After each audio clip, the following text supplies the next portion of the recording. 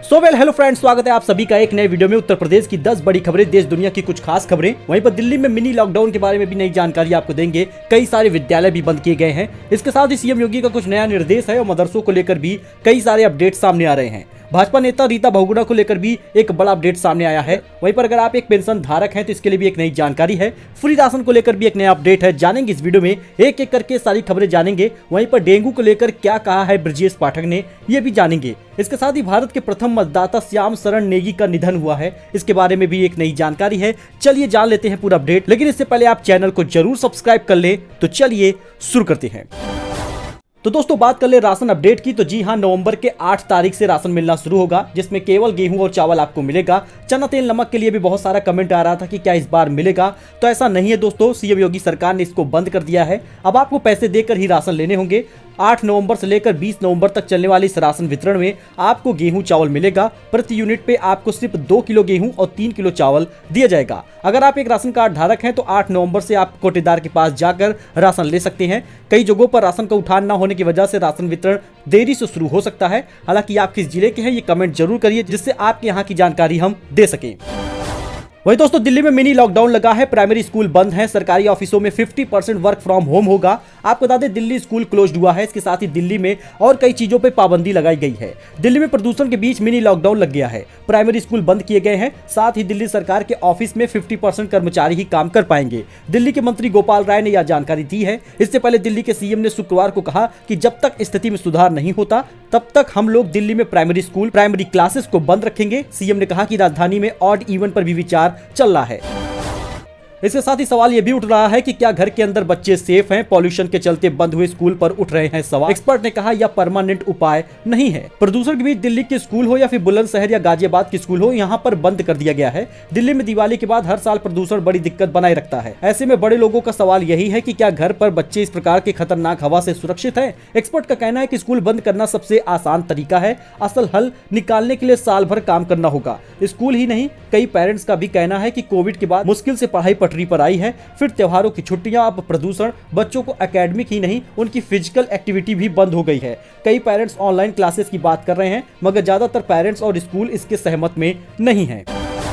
अच्छा दोस्तों, इसके साथ ही योगी सरकार खजाने को भरने में जुटी है। अक्टूबर में पिछले साल से 2241 करोड़ की वृद्धि हुई है। इस बार पिछले वर्ष के अक्टूबर माह की तुलना में सरकार के खजाने में 2241 करोड़ की वृद्धि हुई है। इससे विभिन्न परियोजनाओं के लिए जरूरी धन जुटाने और आवश्यक कार्यों को पूरा करने में मदद मिलेगी। यूपी को आर्थिक मोर्चे पर सफल बनाने के लिए योगी सरकार राजस्व वसूली को बेहतर बनाने में जुटी है। इसके बेहतर परिणाम भी देखने को मिल रहे हैं। इस बार पिछले वर्ष के मुताबिक अक्टूबर माह की तुलना में सरकार के खजाने में 2241 करोड़ रुपए की वृद्धि हुई है।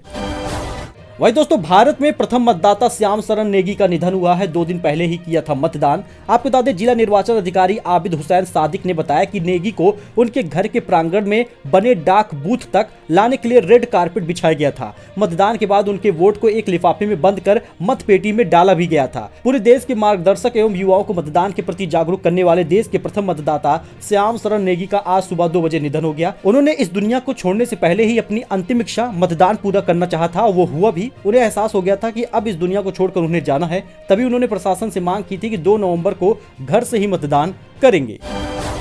अच्छा दोस्तों, वहीं पर डेंगू को लेकर एक बड़ा अपडेट सामने आया है। क्या काम नहीं कर रहा anti larva? Deputy CM Brajesh Pathak ने उठाया सवाल, केमिकल सील कर जांच का आदेश दिया है। दरअसल बता दें डेंगू की रोकथाम के लिए लगातार काम हो रहा है। जिले में एंटी लार्वा का छिड़काव किया जा रहा है, लेकिन मीडिया रिपोर्ट तो कुछ और ही बयां कर रही है। अगर एंटी लार्वा का छिड़काव हो रहा है तो इसके बाद भी डेंगू के मरीज बढ़ रहे हैं, तो तत्काल एंटी लार्वा सील कराकर इसके केमिकल की जांच कराई जाए। मुझे इसकी रिपोर्ट भेजें, नियंत्रण के लिए टीम गठित करें, ऐसा ब्रजेश पाठक ने कहा। यह बातें उप मुख्यमंत्री ब्रजेश पाठक ने सर्किट हाउस में अफसरों से कही।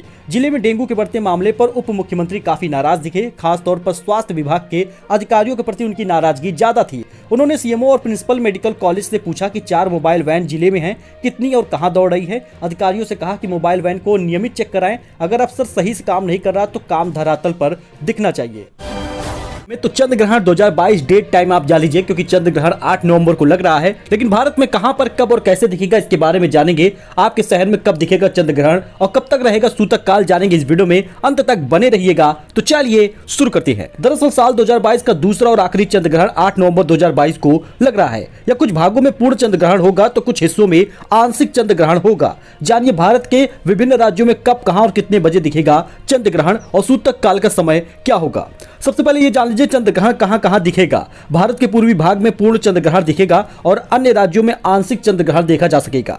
भारत के अलावा Australia, America, Canada, Brazil, Europe और दक्षिणी अमेरिका जैसे अन्य देशों में भी 8 नवंबर 2022 को चंद्र ग्रहण देख सकेंगे। तो भारत के प्रमुख शहरों में चंद्र ग्रहण शुरू होने का और समाप्त होने का समय आप यहाँ पे देख लीजिए और नोट कर लीजिए। कोलकाता में चंद्र ग्रहण लगभग 4:52 से शुरू हो जाएगा और 4:54 तक पूरी तरह से दिखाई देगा। वहीं देश के पूर्वी हिस्से यानी कोहिमा, अगरतला, गुवाहाटी जैसे शहर अपनी स्थिति के कारण कोलकाता से पहले पूर्ण ग्रहण देखेंगे। केवल कोहिमा में अपने अधिकतम चरण में ग्रहण लगभग 4:29 बजे से शुरू हो जाएगा। वहीं नई दिल्ली में चंद्रोदय से लगभग 5:31 पर आंशिक ग्रहण का अनुभव होगा, जिसमें चंद्रमा लगभग 66% तक ढका होगा, क्योंकि ग्रहण का कुल चरण 5:11 पर समाप्त हो जाएगा।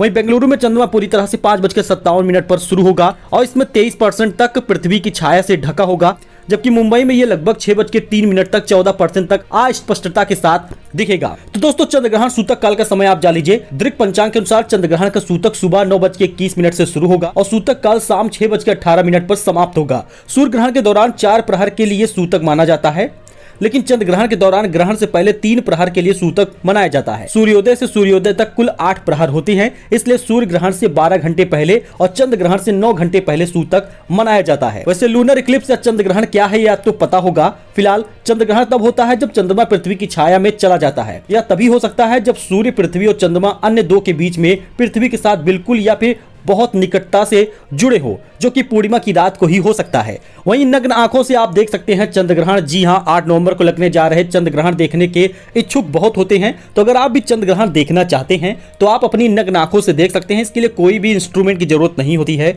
यानी कोई भी इसके लिए निर्देश भी जारी नहीं है आपको ग्लास लगा लेना चाहिए या फिर इस यंत्र से देखना चाहिए, ऐसा कुछ भी नहीं है। आप चंद्र ग्रहण नग्न आंखों से देख सकते हैं। अच्छा, पेंशनरों को लेकर भी एक बड़ा अपडेट सामने आया है। अगर आप एक पेंशन धारक हैं तो जरा इस बात को ध्यान से समझे। पेंशनरों के लिए गुड न्यूज है, घर बैठे मिलेगा डिजिटल लाइफ सर्टिफिकेट। जमा करना होगा बस इतना शुल्क। पेंशनरों की सुविधा के लिए डाक विभाग की ओर से नई पहल शुरू की गई है। इसके तहत उन्हें डिजिटल लाइफ सर्टिफिकेट जारी किया जाएगा। इसके लिए उन्हें केवल 70 रुपए शुल्क देना होगा। दरअसल सरकारी विभागों के पेंशनरों के लिए एक अच्छी खबर है। अब जीवित प्रमाण के लिए कोषागार, बैंक या किसी अन्य कार्यालय का चक्कर नहीं काटना होगा। अब उन्हें घर बैठे नजदीकी डाकघर के डाकिया और ग्रामीण डाक सेवा के माध्यम से सर्टिफिकेट प्राप्त होगा। बस इसके लिए उन्हें केवल 70 रुपए शुल्क देना होगा। अच्छा, वहीं पर भाजपा सांसद रीता बहुगुणा चुनाव आचार संहिता उल्लंघन के मामले में दोषी करार हुई हैं। एमपी एमएलए कोर्ट ने सुनाई है यह सजा। एमपी एमएलए कोर्ट ने मामले की सुनवाई करते हुए सभी दोषियों को बतौर 6 महीने तक परिवीक्षा पर रहने का आदेश देते हुए रिहा कर दिया था। लेकिन अब आचार संहिता का उल्लंघन करने के मामले में सांसद रीता बहुगुणा जोशी को और समेत 5 लोगों को दोषी करार दिया है। दरअसल आपको बता दें, रीता बहुगुणा जोशी वर्ष 2012 में विधानसभा चुनाव में कांग्रेस पार्टी की प्रत्याशी थी। स्टैटिक मजिस्ट्रेट मुकेश चतुर्वेदी की ओर से थाना कृष्णानगर में 17 फरवरी 2012 को रिपोर्ट दर्ज में कहा गया था कि उन्हें सूचना मिली थी कि बजरंग नगर मोहल्ला में रीता बहुगुणा जोशी चुनाव प्रचार समाप्त होने के बाद भी जनसभा कर रही थी। इस वजह से इनके ऊपर केस हुआ था और उन्हें दोषी अब करार दिया गया है।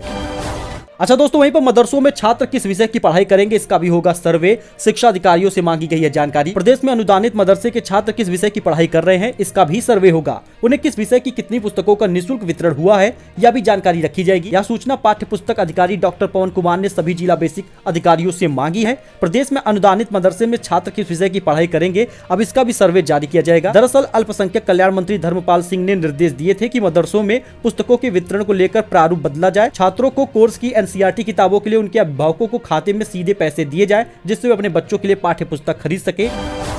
दोस्तों, वहीं पर यूपी में डेंगू का कहर है। 7,500 से अधिक मरीज सामने आ गए हैं। तेज बुखार से हो रही है मौतें। आप भी जरा अलर्ट रहें, क्योंकि प्रदेश में डेंगू के मरीजों की संख्या लगातार बढ़ रही है। जनवरी 2022 से लेकर अभी तक 7,500 रोगी सामने आ चुके हैं। यूपी के 20 से अधिक जिलों में डेंगू तेजी से पैर पसार रहा है। सरकारी अस्पतालों और मेडिकल कॉलेजों के उपचार की लगातार व्यवस्था को मजबूत करने पर जोर दिया जा रहा है। यूपी में तेजी से बढ़ रहे डेंगू के रोगियों की संख्या आप जान लीजिए। डेंगू और स्वाइन फ्लू के रोगियों के लिए अस्पताल में अलग अलग वार्ड बनाने का निर्देश दिया गया है। अस्पतालों की इमरजेंसी के बाहर एक कर्मचारी मरीजों को ढंग से भर्ती कराने के लिए तैनात किया जाएगा। उप मुख्यमंत्री ब्रजेश पाठक की ओर से स्वास्थ्य विभाग के अधिकारियों को सख्त निर्देश दिया गया है कि पर्याप्त मात्रा में दवाओं की व्यवस्था करें। अस्पताल में doctor, paramedical staff, chief pharmacist, अन्य महत्वपूर्ण पदों पर कार्यरत लोगों के नाम व मोबाइल नंबर दीवारों पर लिखवाए जाएंगे। वहीं स्वाइन फ्लू के मरीजों के उपचार के लिए तैनात किए जाने वाले डॉक्टर व कर्मचारियों को वैक्सीन लगाई जाए। अस्पतालों में इसके लिए वैक्सीन पहुंच गई है। वहीं दोस्तों निर्वाचन आयोग ने उपचुनाव की है घोषणा। भारतीय निर्वाचन आयोग यानी ईसीआई ने ओडिशा, राजस्थान, बिहार, उत्तर प्रदेश और छत्तीसगढ़ में उपचुनावों की तारीख की घोषणा कर दी है। इन राज्यों में 5 दिसंबर को मतदान होगा और 8 दिसंबर को मतगणना होगा। मैनपुरी में 5 दिसंबर को लोकसभा उपचुनाव के लिए मतदान होना है, जबकि रामपुर में विधानसभा उपचुनाव के लिए वोटिंग होनी है। तो आप यहाँ पे सभी स्टेट का और जब वहां पे चुनाव होगा उसका आप पूरा डेट देख सकते हैं। दिल्ली के साथ ही लखनऊ में भी बढ़ा प्रदूषण। ताल कटोरा और लाल बाग रेड जोन घोषित हुआ है। दिल्ली एनसीआर के बाद प्रदूषण का स्तर यूपी राजधानी लखनऊ में भी खराब होता नजर आ रहा है। राजधानी की हवा भी जहरीली होती जा रही है। यहाँ पर ताल कटोरा और लाल बाग रेड जोन घोषित किया गया है। लखनऊ के 2 इलाकों का AQI गंभीर स्थिति में पहुंच चुका है। लखनऊ का AQI दिल्ली के इलाकों के आसपास पहुंच गया है। दोस्तों वहीं पर कई सारी मूवी और वेब सीरीज भी आती रहती है, तो एक ऐसी वेब सीरीज आई है MX प्लेयर पर जिसे आप जरूर देखिएगा। धारावी बैंक वेब सीरीज का टीजर हुआ है रिलीज। सुनील शेट्टी और विवेक ओबराय होंगे इसमें आमने सामने। आश्रम और भौकाल और रक्तांचल जैसे पॉपुलर वेब सीरीज के बाद MX प्लेयर पर सुनील शेट्टी की नई web series Dharavi bank release होने वाली है। इस सीरीज से सुनील शेट्टी अपना डिजिटल डेब्यू करने वाले हैं। अब इस सीरीज का टीजर सामने आ चुका है। इस वेब सीरीज में सुनील शेट्टी और विवेक ओबराय लीड रोल में होंगे। सो फिलहाल दोस्तों इतना ही। मिलते अगले वीडियो में नए अपडेट के साथ, नई जानकारी के साथ। वीडियो पसंद आया हो तो एक लाइक जरूर कीजिएगा। हमारे साथ जुड़ने के लिए चैनल को सब्सक्राइब कीजिए, जिससे आपको लेटेस्ट अपडेट मिलता रहे। धन्यवाद।